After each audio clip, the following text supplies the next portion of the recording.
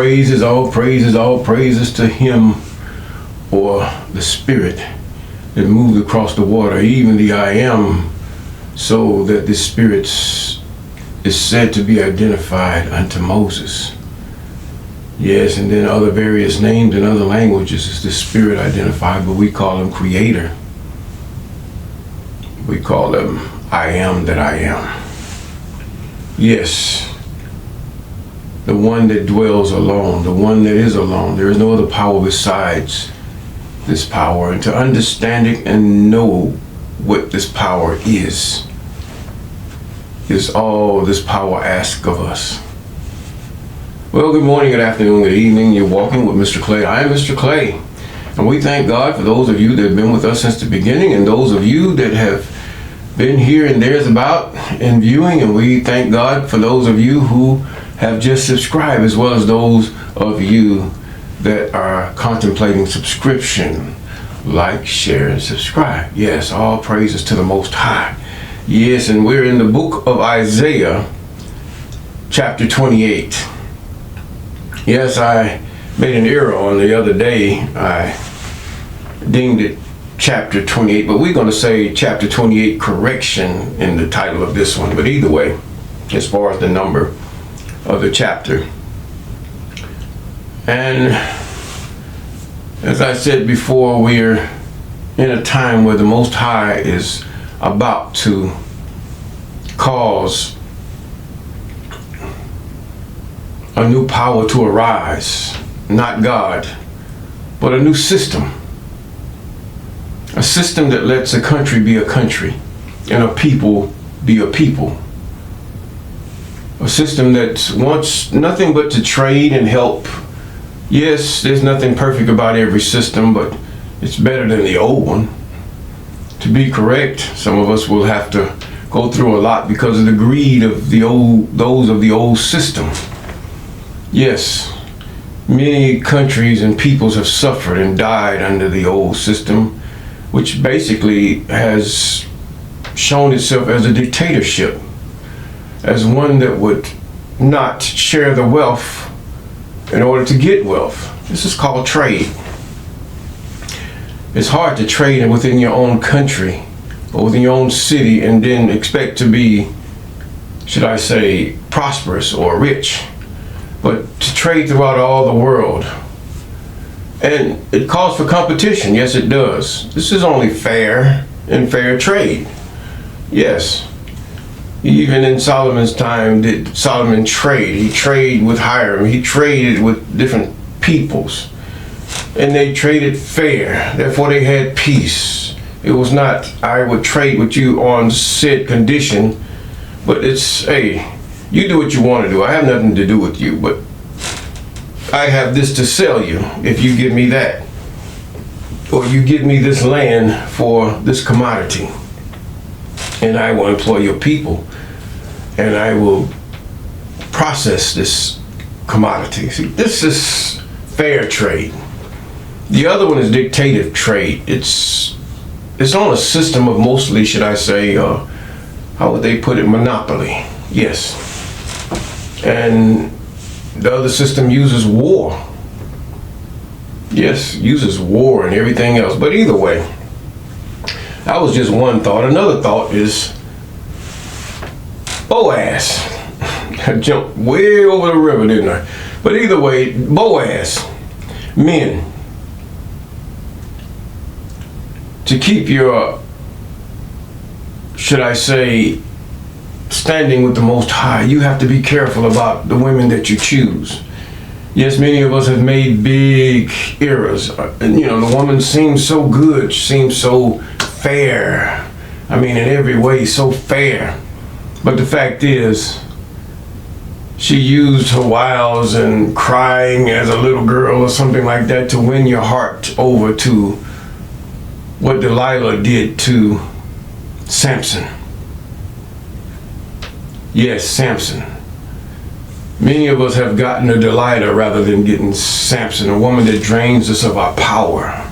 If we would use that part of history for anything, we would say some women will drain us of our power. Yes, we have to be careful of that.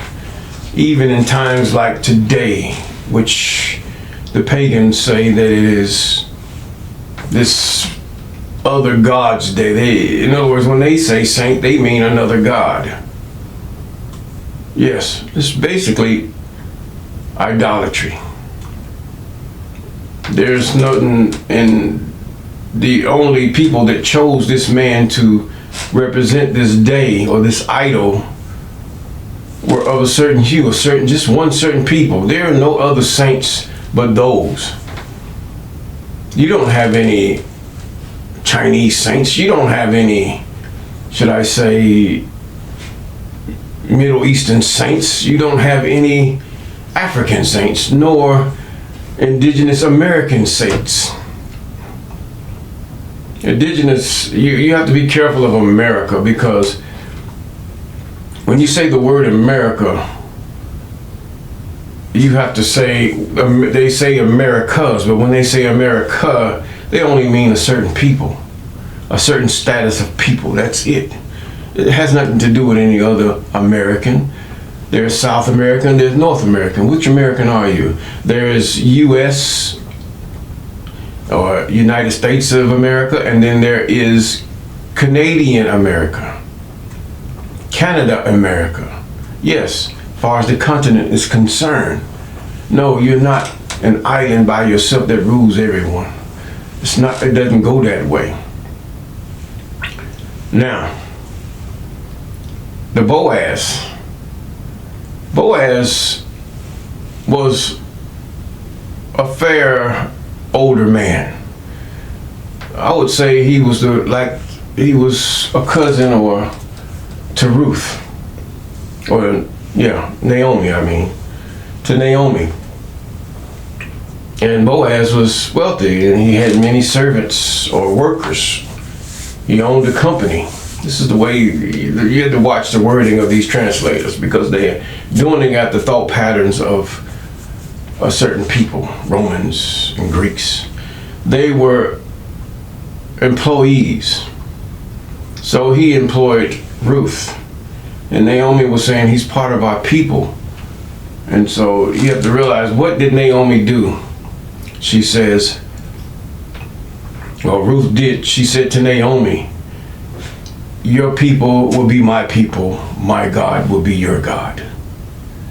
And that woman that you choose should say, yes, your God's way is my God's way. Else, you have to leave her alone.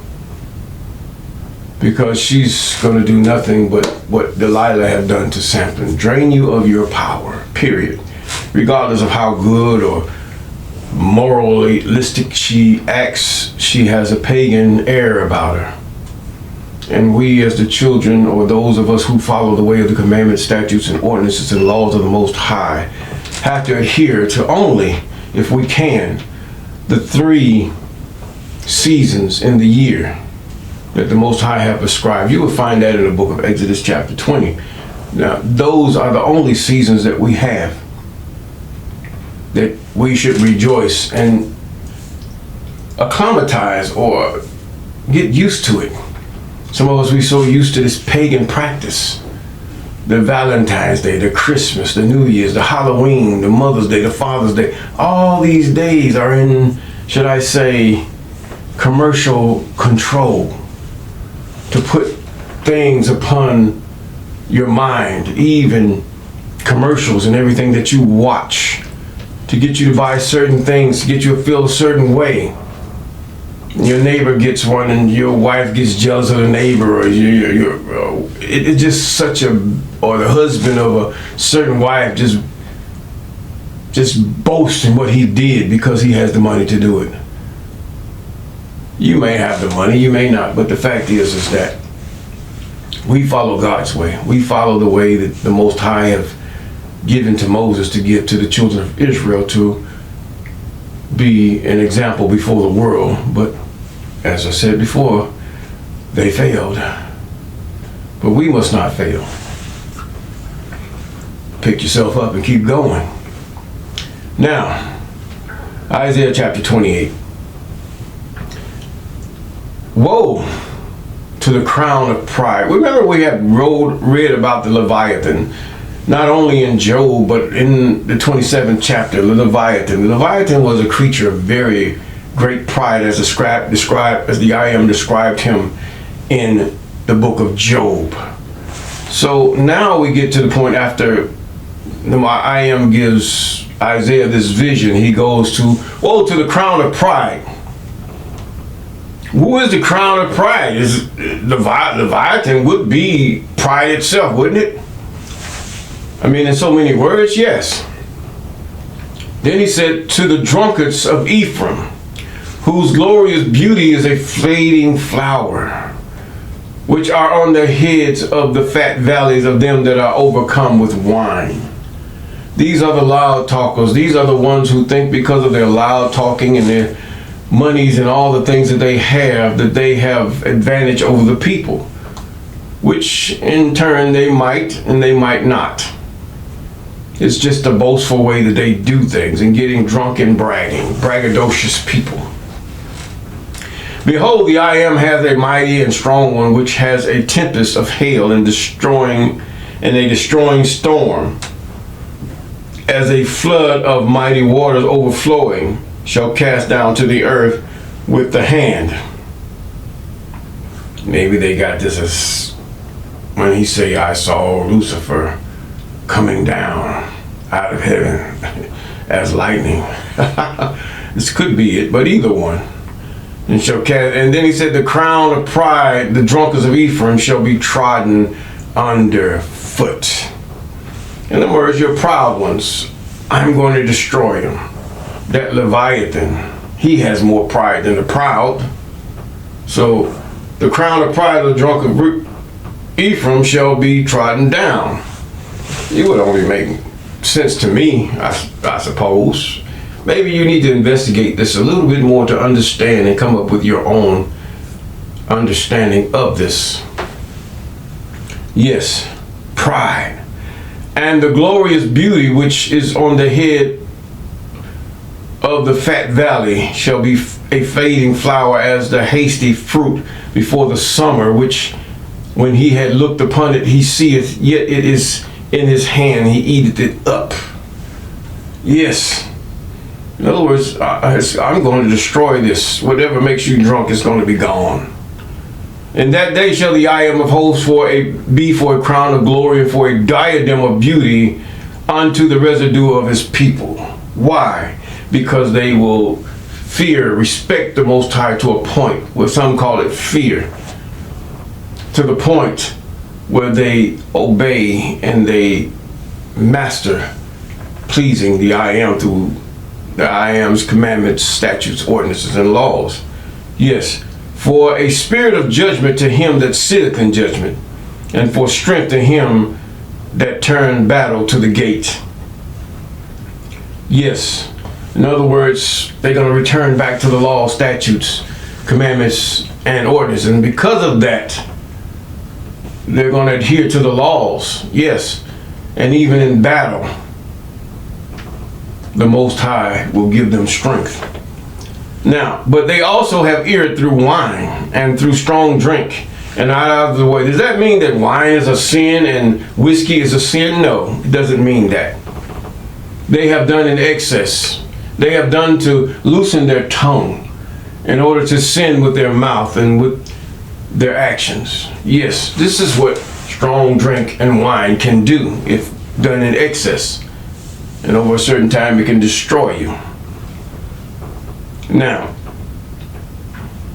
out of the way, the priest and the prophet have erred through strong drink. They are all swallowed up of wine. You know what they want to forget, or they want to say, I was out of my mind.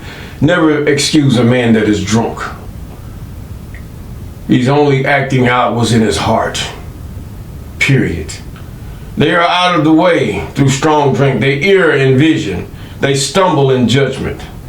Yes, you have a drunkard that will talk and tell you, maybe try to sound wise and wisdom. Yes, some of the things may be true, but he's still drunk.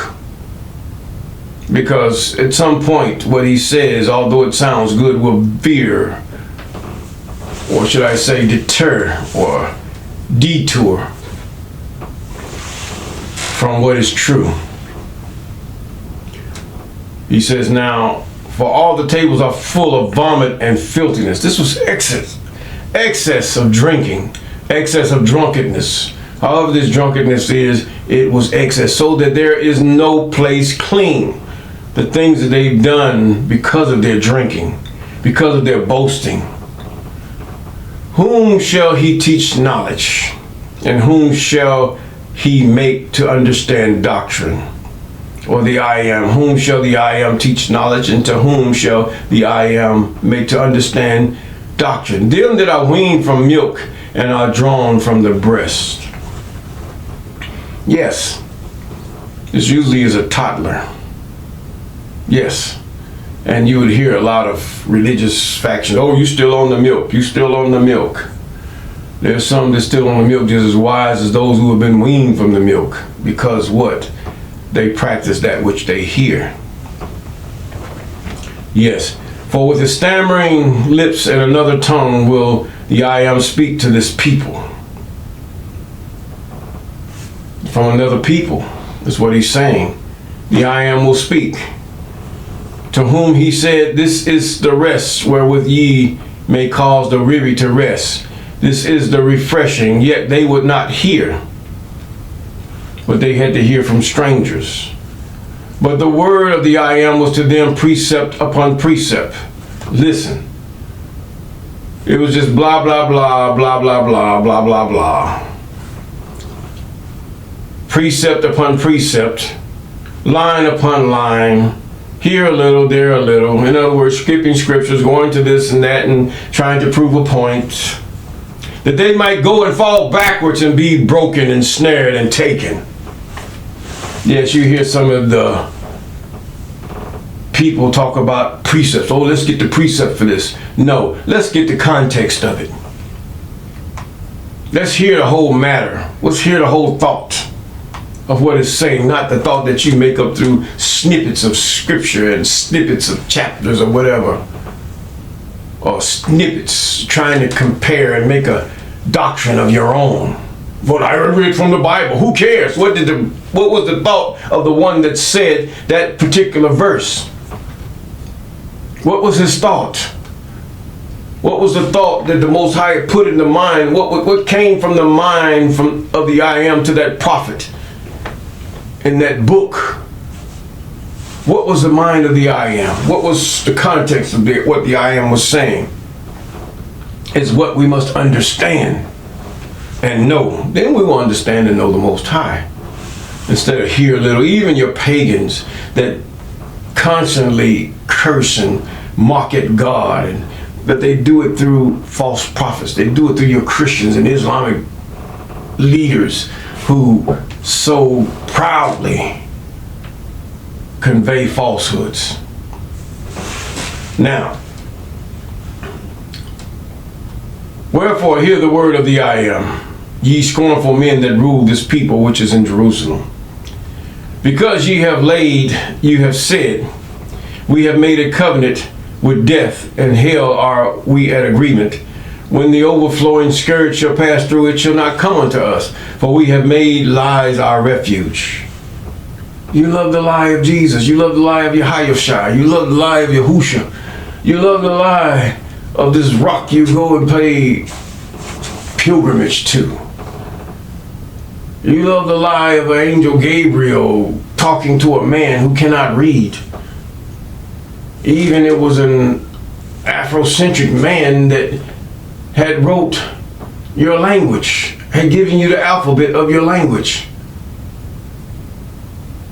Yes, in the time of the one that could not read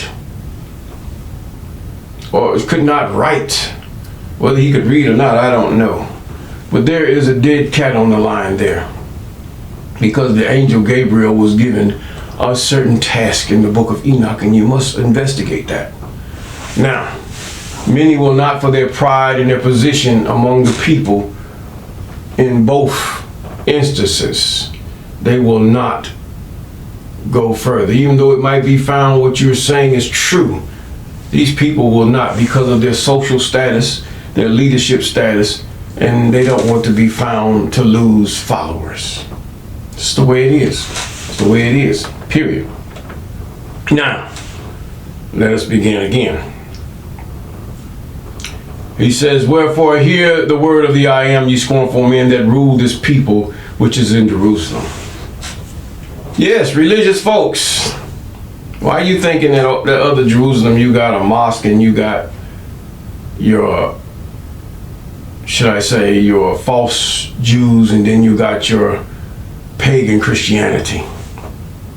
All three represent major falsehoods, where the true children of Jacob are in confusion even to this day.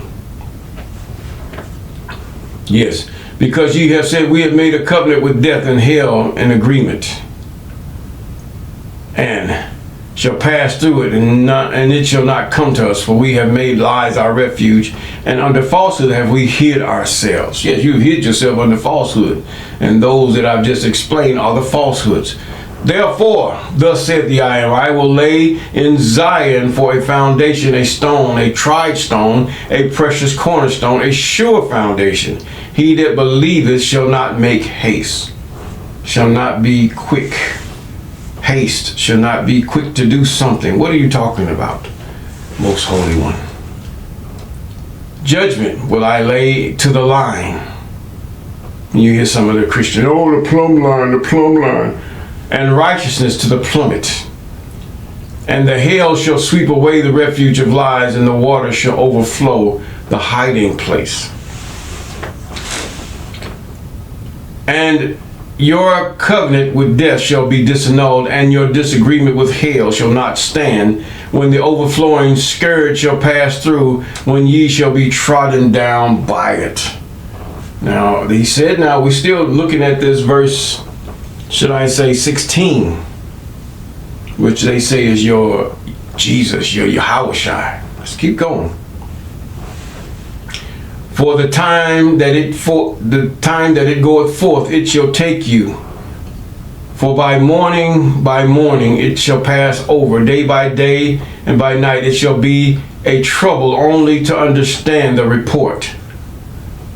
For the bed is shorter than a man can stretch himself on it, and the covering narrower than he can wrap himself in it. For the iron shall rise up in Mount Perizim. Perizim, yes, and he shall be wroth in the valley of Gibeon, and he may work his strange work and bring to pass his strange act. Now therefore, be ye not mockers, lest your bands be made strong, for I have heard from the I am God of hosts a consumption even determining upon the whole earth. In other words, the Most High is going to send someone that will teach the laws, statutes, commandments, and ordinances of the Most High. A cornerstone. Was it your Jesus, after all the things that went on? Did not they learn these things when the reading of the law was before them? As it was before, many turned from their wicked ways. Once they learned that the laws were violated and their rulers were wicked, the time of Solomon and different kings, that they turned to reading of the law. The same thing after the reign of the last king of Persia, in which Queen Esther, an Israelite woman,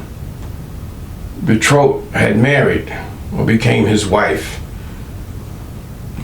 And he released Zerubbabel, he released all of them. Even you had Ezra and Nehemiah that read the law before the people, and the people turned. Yes.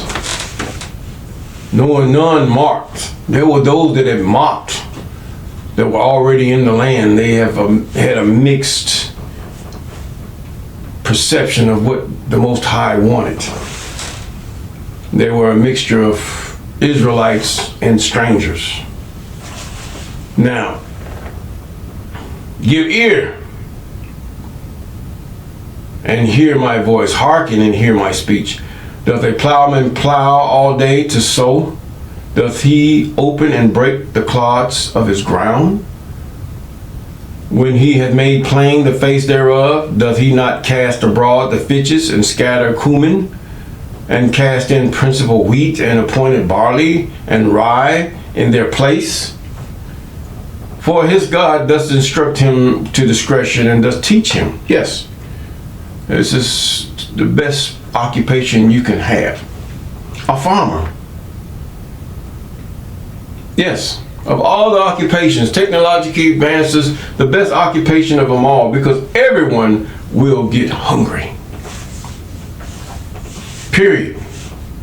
To grow food and ask the Most High to bless it in all things, not being pride, because everything else is artificial. Your body doesn't need television to survive and live. Your body does not need all the, you can go into the idiosyncrasies, but the fact is the body needs food, period.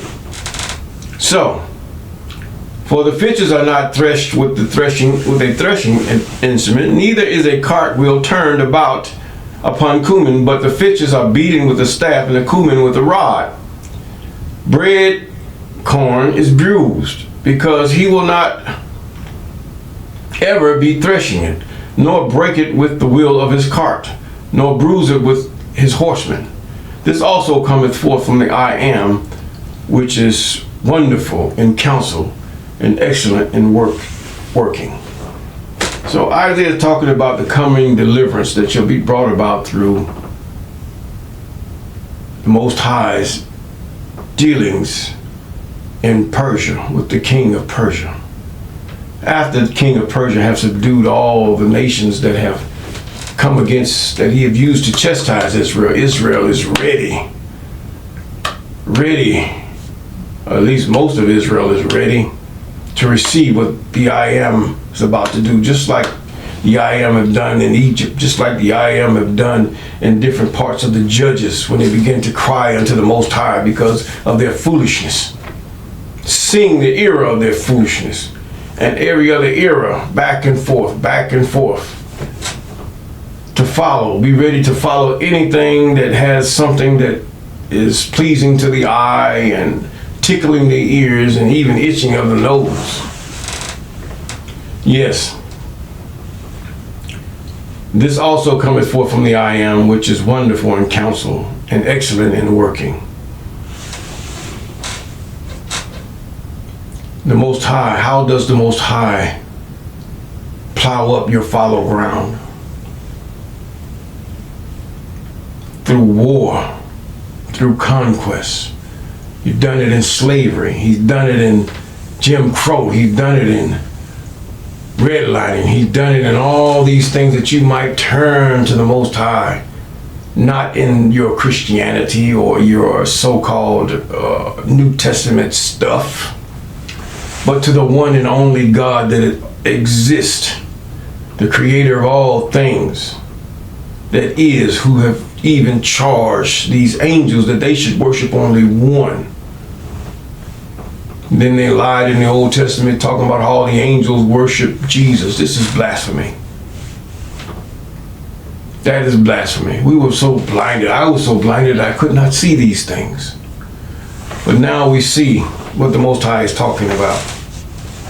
And we shall see more as we even adventure throughout this book and the next books and the lies and the, should I say, deceptions. We point them out. In other words, this does not fit with the thought that's coming. But the fact is, if we do those things that are right and just and true according to the commandments, statutes, ordinances, and laws of the Most High, we will have peace.